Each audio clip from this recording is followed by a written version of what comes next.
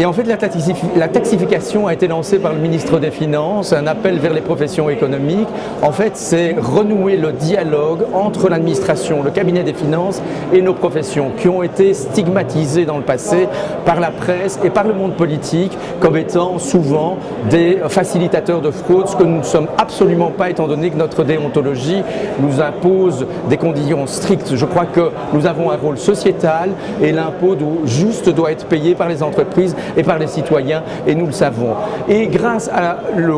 cette taxification lancée par le ministre des Finances, nous avons intensifié les relations avec le cabinet, nous avons intensifié les relations avec l'administration, et on a déjà quand même pas mal de résultats obtenus pour rétablir la confiance entre le monde des entreprises et aussi entre les cabinets des experts comptables et des conseils fiscaux et le ministre des Finances et son administration. On a déjà pu obtenir certaines avancées, notamment en matière de commissions secrètes. Nous savons que la taxation à 309% des commissions secrètes était quelque chose de très rude et qui a été, je dirais, mis en place il y a quelques années. Le ministre des Finances a atténué la chose, il y a une loi qui est intervenue et je dirais il y a une prise de position qui a été prise par le cabinet et son administration encore récemment, et cette cotisation de 309% ne sera vraiment appliquée que lorsqu'il n'y a plus moyen de se rattraper à l'impôt des personnes physiques dans le chef des bénéficiaires des sommes qui n'ont pas été reprises sur certaines fiches. Une autre avancée qu'on a pu obtenir, c'est en matière de voitures, véhicules utilisés pour aller au boulot, utilisés pour aller chez les clients. Nous savons qu'il était difficile pour les PME en matière de TVA de pouvoir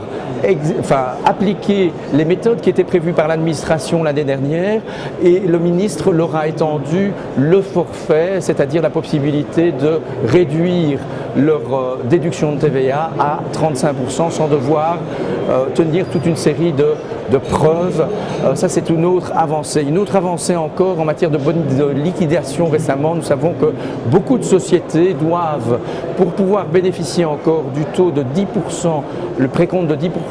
sur le boni de liquidation, doivent éventuellement procéder avant la fin de cette année à une distribution des réserves, de certaines réserves.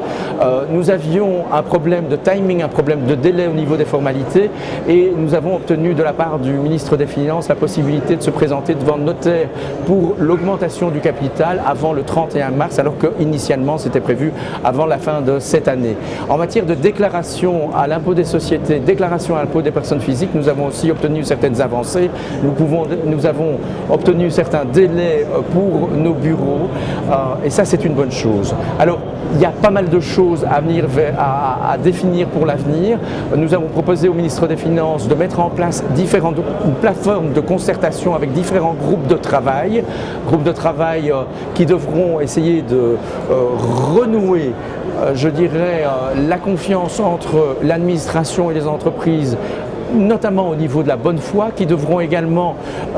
je dirais, se prononcer, réfléchir sur la question de savoir s'il ne faut pas réserver à des professionnels comme les conseillers fiscaux, les experts comptables, un monopole, si vous voulez, en matière de déclaration à l'impôt des sociétés, déclaration à la TVA. Lorsqu'une entreprise décide d'externaliser, nous souhaiterions aussi être consultés de plus en plus pour tout ce qui concerne l'applicabilité des lois. Nous n'avons pas à nous prononcer sur les orientations politiques et les décisions prises par le Parlement en matière fiscale, mais nous souhaiterions partager avec l'administration notre expérience en matière d'organisation d'entreprise pour